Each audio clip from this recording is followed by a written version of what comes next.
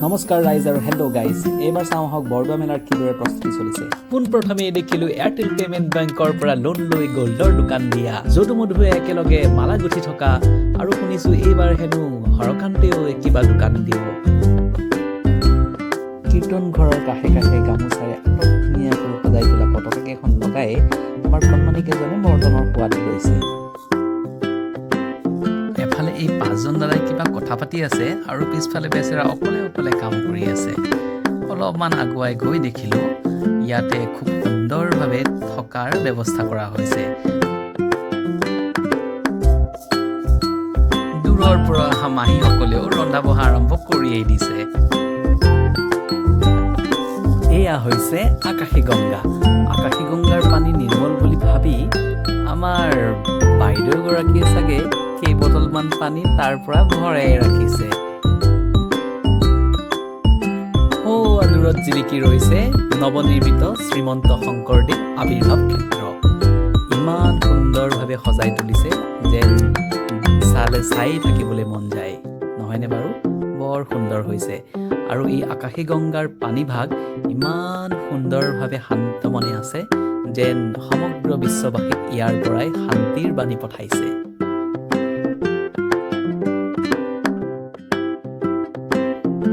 আমাৰ ককা বা আইতাৰ আকৌ কি বা গুণাগতা চলিছে তেওঁলোকেহে জানে আৰু মালবাহী টমটমখনে নিজৰ দায়িত্বটো সামৰিবলৈ লওঁতেই বিদ্যুৎ গ'ল আৰু গীত মাৰ আন্ধাৰ হৈ গ'ল পূৰ্ণিমা হৈ থকা চন্দ্ৰই হ'লে কিছু পোহৰ যাছিল যদিও অলপ কিন্তু ৰাইজ ভয় লাগিছিল দেই এনেতে আমাৰ শংকৰ গুৰুৰহে নাম ল'লো আৰু শ্ৰীমন্ত শংকৰ হৰি ভকতৰ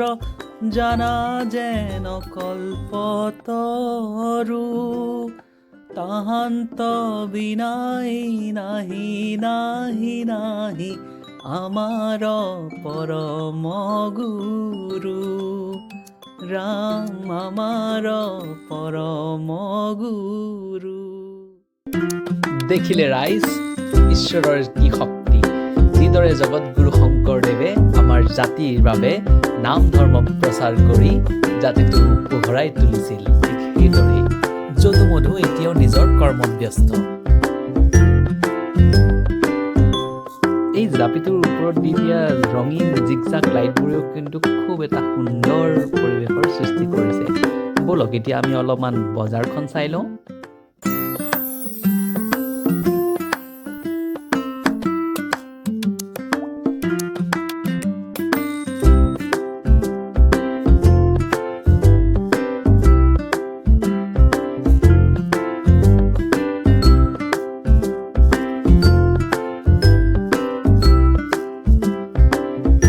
কিছু বিপণী ইতিমধ্যেই খোপনি ফুটিছেহি আৰু কিছু নিজৰ কামত লাগি আছে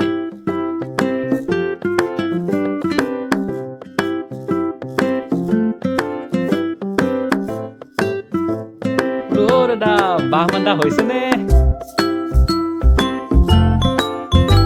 প্ৰশ্নটো সোধা বাবে বাইদেউজনীয়ে বেয়াই পালে নেকি আকৌ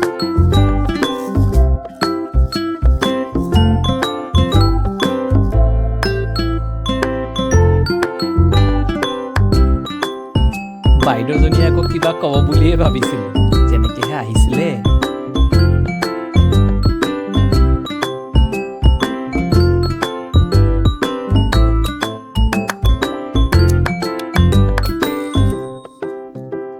কেৱল মাত্ৰ আপোনাৰ স্বাস্থ্যৰ কথা ভাবি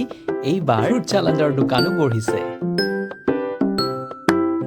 আৰু আকাশী গংগাৰ পৰা অনা পানী ইয়াতে দমে দমে সজাইছে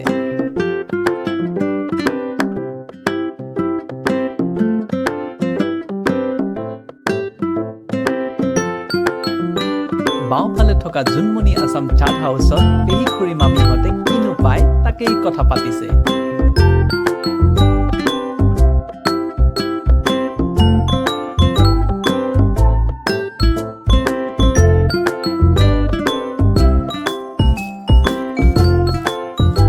আধৰুৱা হৈ থকা বিপণীসমূহতো পূৰ্ণ গতিৰে কাম চলি আছে এনেতে বিনামেঘে বৃষ্টিপাত হোৱাৰ ফলত ৰাস্তাৰ কিছু অংশহে তিতি থকাও দেখা পালোঁ আৰু এই চেগতেই